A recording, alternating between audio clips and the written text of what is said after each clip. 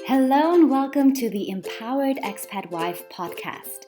If you moved abroad following your significant other and are looking to create a fulfilled life on your terms there, this is the place to be.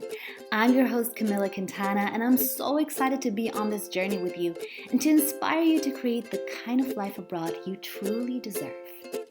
All right, everyone, welcome back to another episode of the Empowered Expat Wife podcast. Today, we're talking about navigating life in a different culture, which is quite tricky, and comes with a lot of challenges and ups and downs and many misunderstandings along the way. And you can basically double and triple that when it's an extremely different culture, which is the experience that Nicole, our guest of today, made when she moved to China. So, welcome, Nicole, to the podcast. Hi, thank you so much for having me.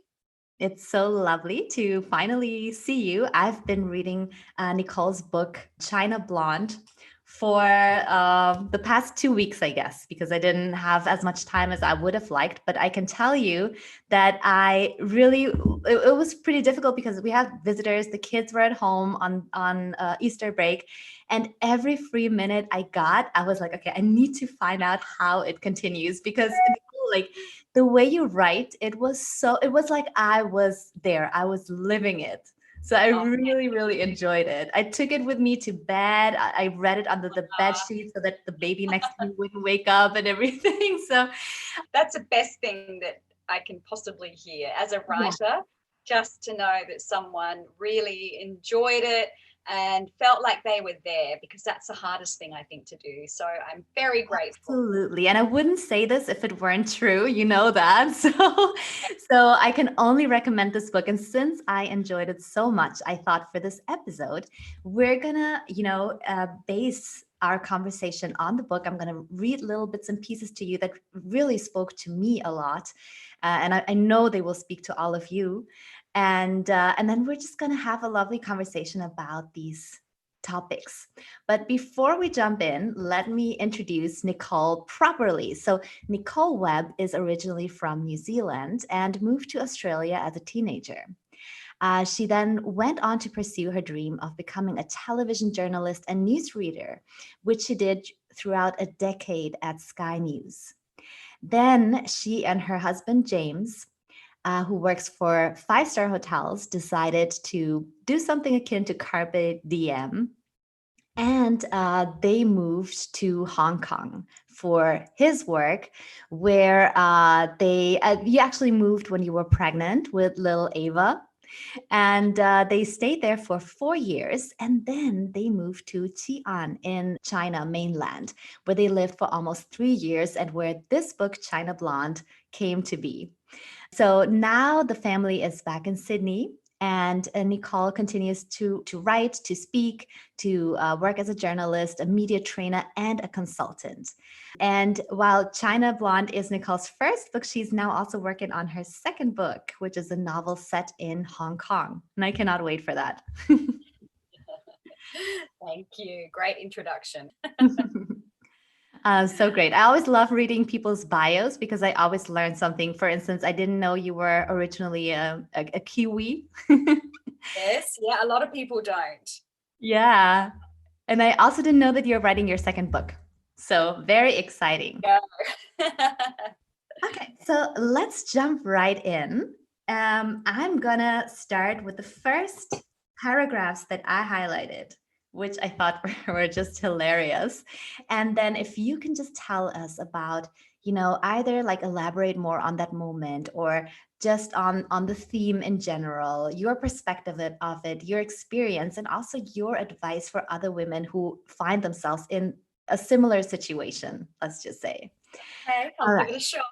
Yes. Okay. So Nicole writes, the attention is overwhelming, especially for Ava, who was 4 years old at the time.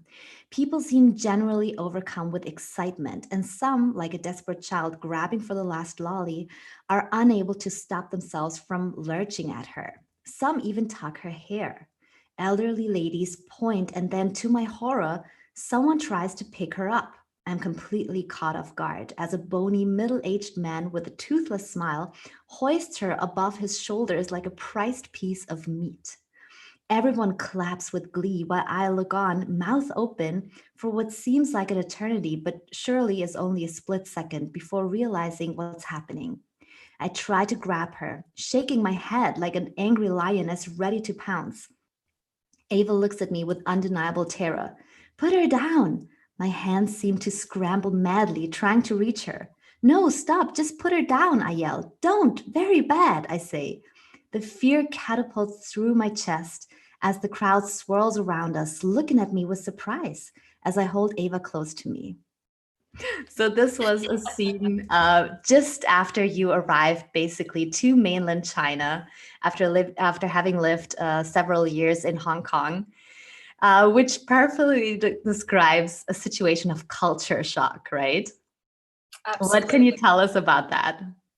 I mean, just listening to that again, it gives me goosebumps, just reminding me of what it was like. And I think, because we'd lived in Hong Kong for 4 years, um, I had been to the mainland a couple of times. So I knew it was going to be different, but I don't think I quite realized how different Xi'an would be as a second tier city, a population of 9 million people. So it's a big city comparatively.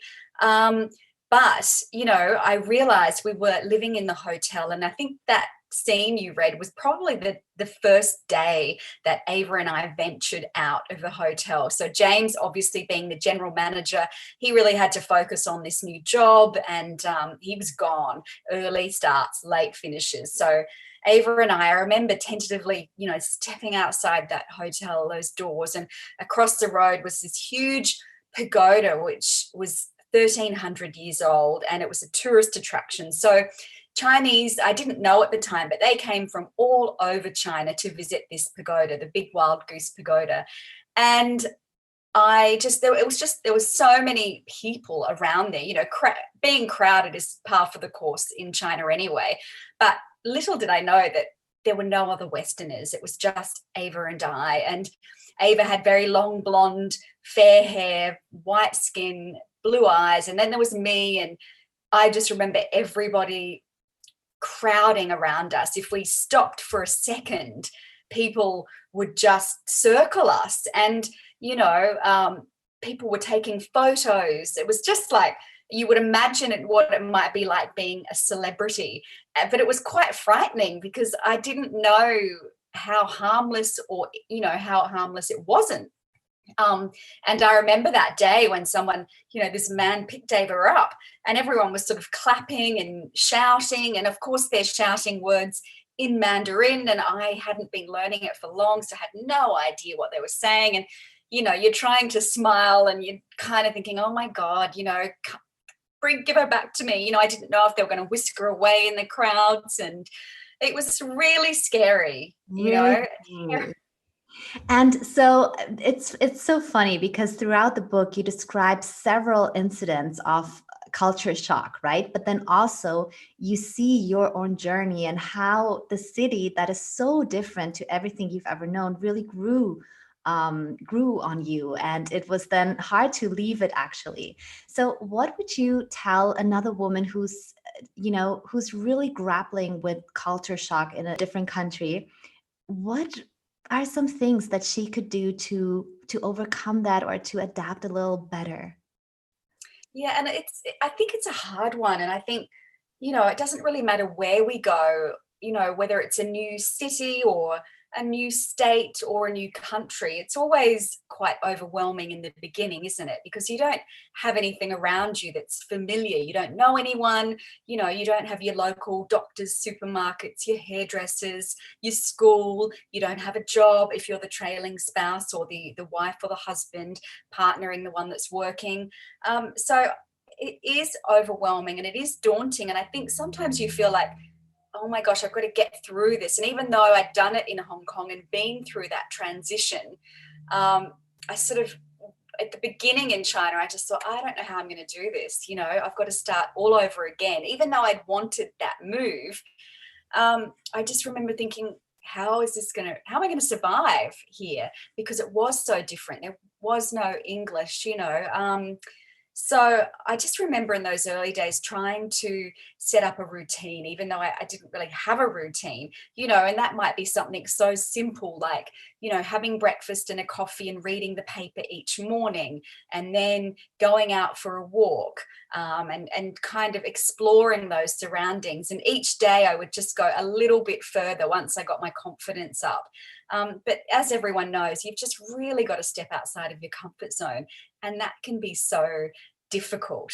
But I think the biggest thing that I have learned from both those moves is that it just takes time. And, you can't really do anything to speed up that time. You just really have to be patient, because you're not going to meet a best friend the next day, or you might if you're lucky. You're not going to suddenly find out where everything is. You're not going to be working straight away, if at all. So, it is just, it happens over time. Slowly those things fall into place.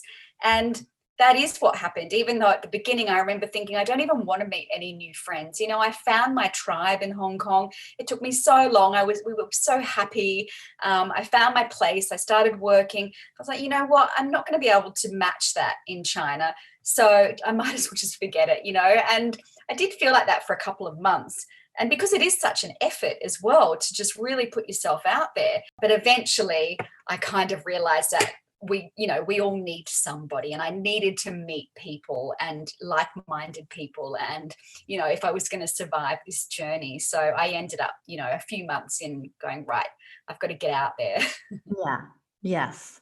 So I think, like you said, right, really allowing yourself to take this slowly and not expecting yourself to be fine just the next day, to be adapted the next day. That's not a realistic expectation to have. And then setting up some kind of routine. So I think, especially if you feel like you've lost so much control, being in a very different culture, not speaking the language, to me, that's a really big one. It really makes you feel like you've lost all sense of control. And so for these women who feel that way, I think, like you said, setting up a routine of, even if it's like trivial things, right? Going to the same coffee shop and read your newspaper there, that can kind of make you feel like, yes, you have things under control and you know how to get from your place to that place, Yeah. maybe not venture out too much if you are overwhelmed with all this novelty. And now, since you mentioned, finding your tribe, which I know is such a big part of your adaptation process that you describe so beautifully in your book, let me jump ahead and pick as the next scene something that you wrote. So first of all, I remember it was, you finally met someone that you connected with. And I didn't find that exact scene again in the book. I don't know where it was, but I remember you saying, just upon meeting, oh my God, let's put each other down as emergency contacts for the school. Like there is this immediate sense of like alliance, or right?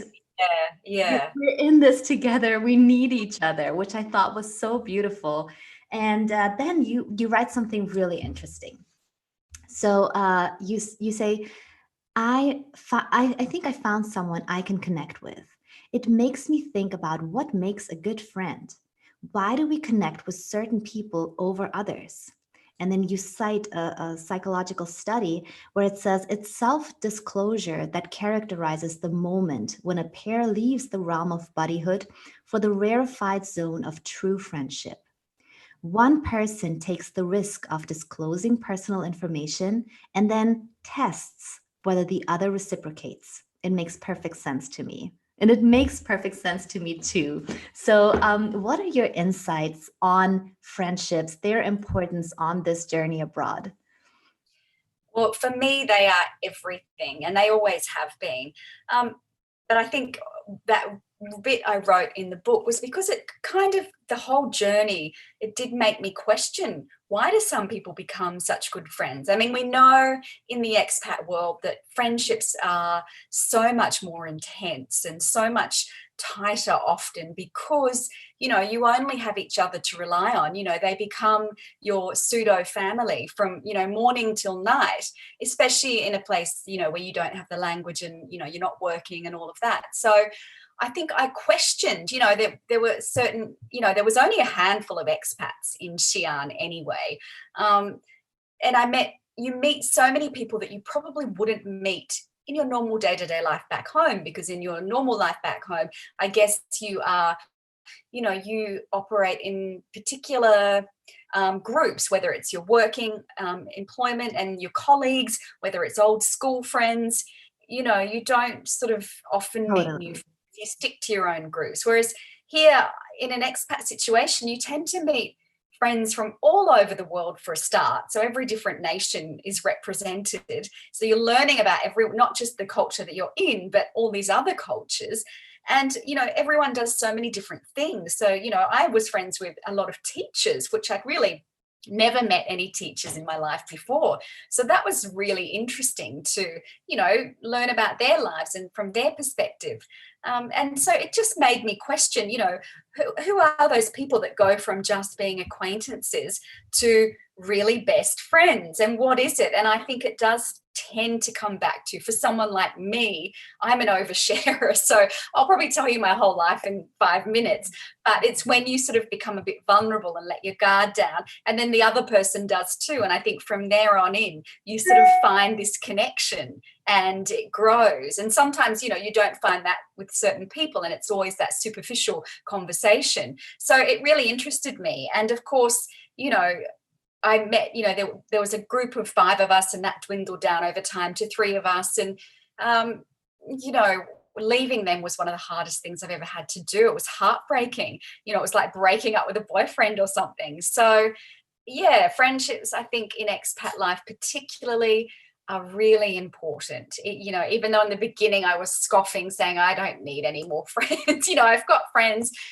I just realized you can't live without them. You can't live, you lift each other up. Women, we need each other, and it's so important. I think so too. And I think the shared experience that we have with other expats, for instance, or it could also be that you bond with someone over a particular interest or over having kids the same age. So that is already something that really connects two people, right?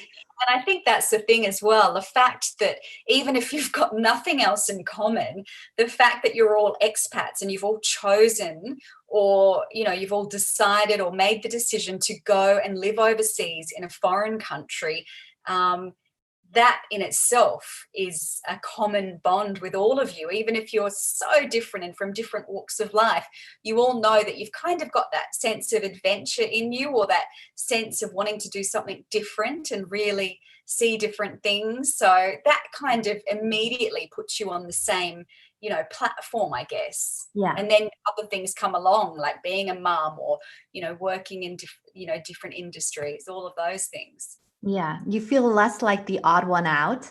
But nevertheless, you did manage, first of all, to learn Mandarin pretty well, I understand, and also to make some local friends or local friends married to Yeah. Westerners. What would you say? How did these friendships, like the locals versus the expat friendships, enrich you in different ways? Yeah, I always wanted to meet locals as well, because, also another thing is expats, I guess that we do often tend to stay in our bubbles because it's easy. But I didn't want to do that. I wanted to meet the local people, and I wanted to learn about them as well, and find out what the real China person was and where they came from and how they feel. So I was lucky in the fact that one of my best friends, who I talk about in the book, was Chinese, and she just happened to have she was married to a Dutchman, so their little girl was in the same school as Ava, which was an international school. So we met, and she was just amazing because her English, for a start, was incredible. So we could chat straight away, and she could teach me about China and the way of China and what it was like and what it's like growing up in China. And we could kind of teach her about the West. So that was really just a really invaluable friendship. And then, I did meet a lot of other locals. A lot of them couldn't speak English as well, but I talk about in the book, like my hairdresser, Gao, who was this mischievous young Chinese man who always, learned about Westerners from American movies, and he wanted me to teach him English. And, you just learn that you have things like a sense of humor in common is enough to, bridge that friendship together. And I remember the day he asked me out for coffee, I was like, wow, this is, the true, I'm really a proper friend now. We're going out for coffee together, even though I was petrified thinking, oh my gosh, how am I going to have a proper conversation with him in this setting of just, over coffee? So, yeah, very interesting times. Yeah, definitely. You know what? Let's go to that scene at the hairdressers. I mean, there are several hairdresser incidents that obviously, a blonde in China would experience, but I just thought that was so hilarious. So Nicole writes, after much research, I've come to the grim realization that there is no one else in all of Xi'an who could color blonde hair. It becomes painfully clear I will need to surrender to the quote unquote best hairdresser in Xi'an, which is Gao, right? um, why am I even attempting to stay blonde? I struggle to make sense of why I seem insistent on making my life harder here than it needs to be. I see others who just give in to the brunette within, but not me. Something in me refuses to give in, to let go of myself. Keeping my hair color is so much more than vanity. It's my identity, much of which feels like it's already been eroded in this place. I love this. I love this insight. So tell me, what does living in a place where you are so obviously blatantly different, there's no way of, disguising it. What does that do with your sense of identity? Wow, gee, it's a big question. I mean, to start with, as I said earlier, you were just constantly stared at and looked at. And, in the beginning, it was just so hard to get used to. But ironically, by the end, I probably didn't even notice that people were doing it. And it is the hair thing. A lot of people say, oh, do you need to color your hair or get a blow dry? No, I don't. It's just that it was something that I've always done, a hangover from being a newsreader probably.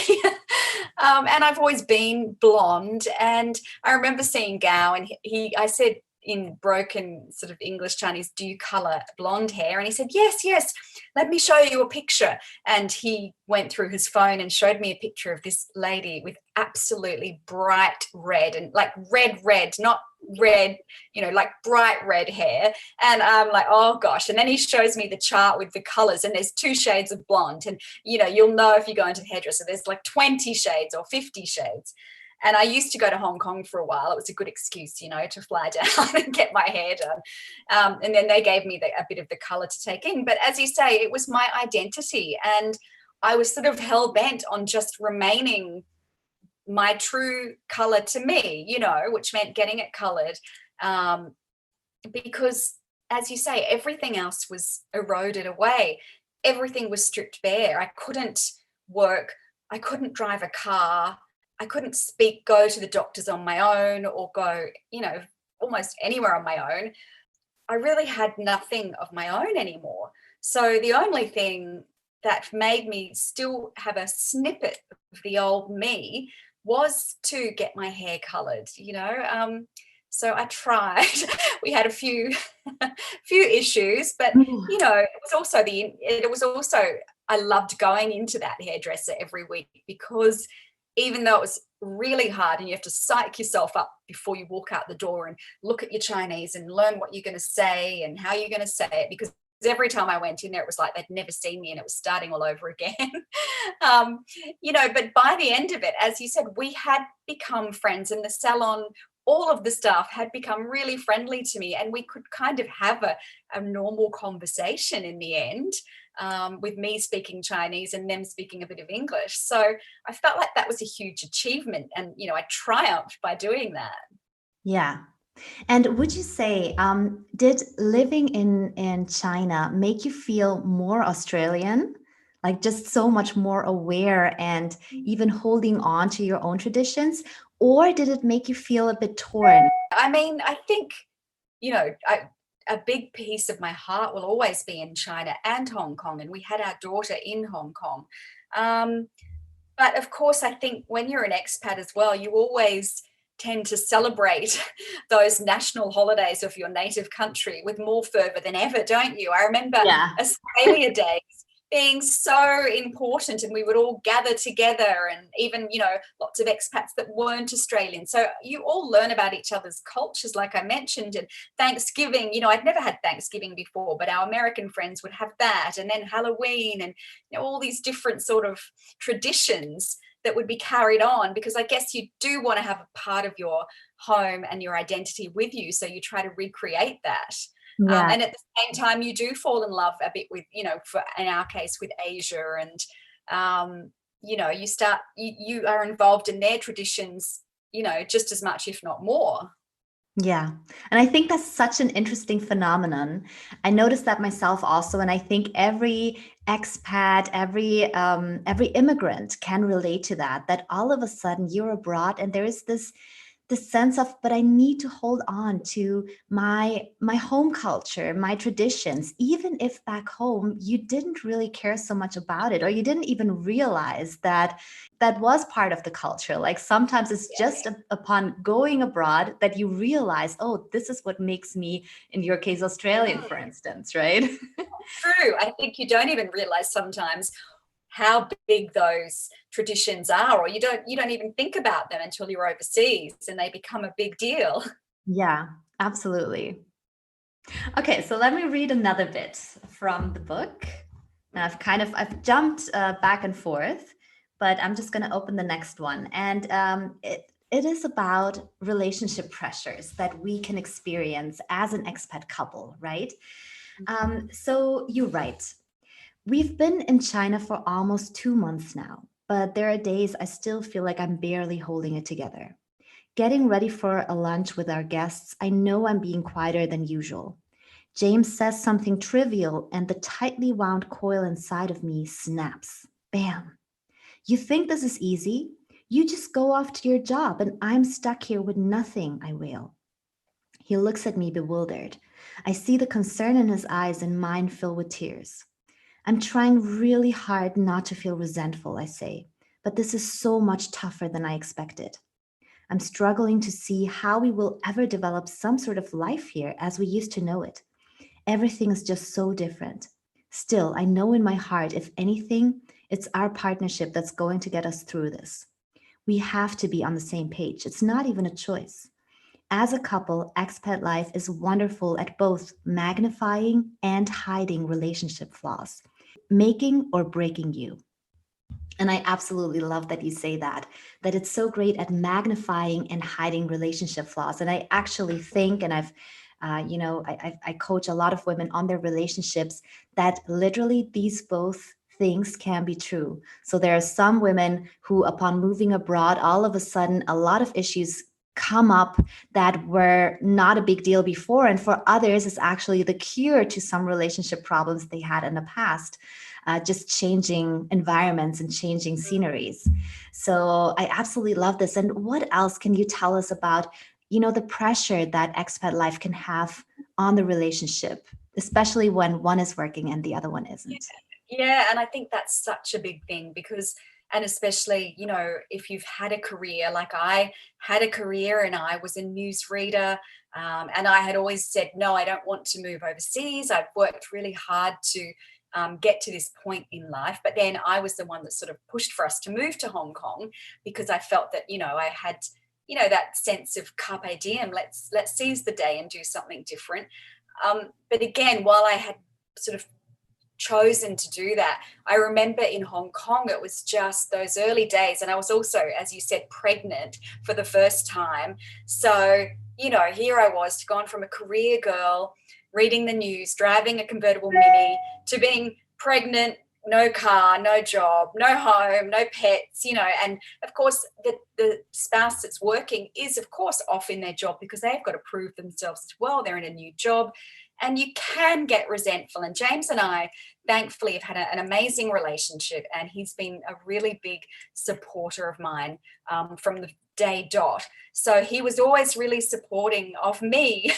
But at the same time, I can just remember having a few sort of panic attacks and just not, being myself, and just being resentful. And, he would be maybe staying back late to have a drink with the boss because he'd been asked. And I'd be like, this is not fair. What about me? And it was like that day, we hadn't been in China for long. And I was just like, what am I doing? I've got nothing of my own. So I think it's really important to acknowledge that and, keep talking to your spouse no matter what, because, it can make or break it. And you really do need to try and stay on the same page. Or if you're not on the same page, at least understand what page you're both on and, try and work through it together. And I think it's really important for the person that doesn't have the job in that country to have something of their own, no matter what that might be, even if that's volunteering or you are just, learning the language, or you're meeting other people or going to different groups and things, because it just gives you that little something, a little sense of purpose, doesn't it? And for me, I had started my blog in Hong Kong, so I could do that in China as well. As long as I censored it. So I was writing a lot, and I could still write for magazines and online publications that I'd started to write for in Hong Kong. So that helped me to still feel like I had a purpose. And I did, do a few MC gigs in China and a few other different roles. So, and then started writing the book, obviously. So that all helped me to not feel like I'm just kind of dragging along behind, being dragged along. Yeah. And I think that's so great that you were able to do all of these things. And I also think, when you said keep talking to each other, that is really so important. And yet it can also be so difficult. And what I've noticed a lot, again, with my clients is that as expat wives, we need to be so tough, right? We need to organize so many things. We need to find our way in this completely new environment. We need to do the paperwork and find schools and then take care of the kids and of their adaptation process and everything. So we develop a lot of times this toughness that can then make it hard to say, okay, and now I'm going to be really vulnerable and open up to my spouse, who's often like, there can be the sense of resentment that you're mentioning, because it's actually his fault that we're even here and that I have to be doing all of this. And find that, that vulnerability and that courage to say, listen, I'm trying my best, but it's really hard for me. And yet, if we don't do it, our spouses don't have a way of knowing, and especially being away all day and thinking about their work and their challenges that they no doubt have, at their very demanding jobs often, they probably don't realize otherwise. We need to spell it out to them. Yeah, I think so. And I think, James and I have always, and we still do it now back home in Sydney's, every 6 months or so, we sit down and we really talk about where we're at and what our goals and hopes are for the future, and we used to talk about that in Hong Kong and China to make sure, does one of us want to leave sooner, or does one of us want to stay and stay longer? What are your thoughts? What is the next job for your spouse, or are there opportunities for you? So we would just have these kind of deep and meaningful conversations every 6 months, sort of check in and go, right, what are we thinking? What's next? And half the time you really can't know. You don't have a crystal ball. You don't know what's going to happen, but at least you kind of know how each other is feeling and, whether they're enjoying being there or they want to call it a day, Yeah, absolutely. And you know what? This perfectly leads us to the final paragraph that I wanted to read, which is about finding your purpose, your thing as the accompanying spouse. And you write, okay, first of all, you have a conversation with someone and you ask her about her experience in China, and she says to you, I never expected to find the freedom in another culture to be me. And then you say, I do get that. Being an expat gives a lot of people the chance to start over, reinvent themselves, and do things they'd never dare to do in their home country. I think about all of the MC work, media training, blogging, and writing I started doing in Hong Kong.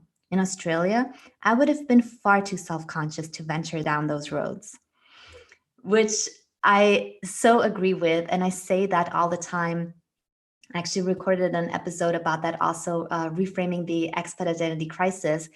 And I do believe, while obviously, there are so many challenges when it comes to your identity and your purpose, it's also such a great chance to venture out, to do something different that you would not dare to do back home because of all of those critical little voices around you. And this is the way we do things. So I love that you found, your purpose. And what can you tell us about your journey of how did that even happen that you said, okay, I'm going to try blogging now, for instance? Yeah, I think once I realized that you did have that freedom, it was quite, I guess it was liberating in a way to realize that, hey, no one really knows who I am. Because I guess you can get pigeonholed into, and we're guilty of doing it to ourselves, aren't we? We pigeon ourselves into this box, and that's where we stay, and we don't dare move out.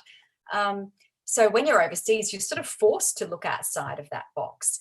And I remember thinking, I'd always wanted, I was a journalist anyway, and I liked writing, but that's very different to creative writing and writing articles and blogs and things like that. So I tried it, 2 years into the Hong Kong journey. I think I had the courage, and it was our 2-year anniversary in Hong Kong. And I always knew I had lots of interesting stories to tell. So I just started doing it then. And it just opened up so many other doors for me that I probably, there's no way I would have started a blog in Sydney, or, I wouldn't have even probably been game to put my hand up and do any MC work, because I was, I was in this role, and that's what I was, and that's what I did. So I think, that is a great thing to keep in mind when you are overseas, that the world is your oyster. You really can try things that you've never tried before, that you've always wanted to have a go at. And you can do them at your own pace without everybody looking. Yeah, true. And I mean, you're also forced to sometimes, right? It's not possible to continue in your line of work or to even work at all. And so it's forcing you to become really creative and resourceful. But sometimes this, like you say, is the only way that we can finally, get our heads out of those boxes and pigeonholes and find new sides to ourselves. So, in an effort to see the positive side always, I think this is really beneficial to our development and growth as people. I think so too. I mean, I just think the growth that you experience when you are living overseas is just beyond anything I could have imagined. It was 7 years, but it was just this incredible journey of a lifetime that you learn so much about yourself, about your spouse, about, other cultures, other countries, just the world. It's a big place. And I think traveling and doing that can only be beneficial. And of course, there are going to be times when you do feel like, what have I done and why am I here, and putting myself through this, and stepping out of my comfort zone. It is so hard, but I think the rewards that you get from doing that are so much greater. So I would just highly encourage anyone, even if they've got doubts. I've very rarely heard an expat say they regret going overseas and living that life. Yeah. Yes. And how would you say that your experience abroad still shapes you today, even though you are back home? Oh, gee, just so many ways, I think.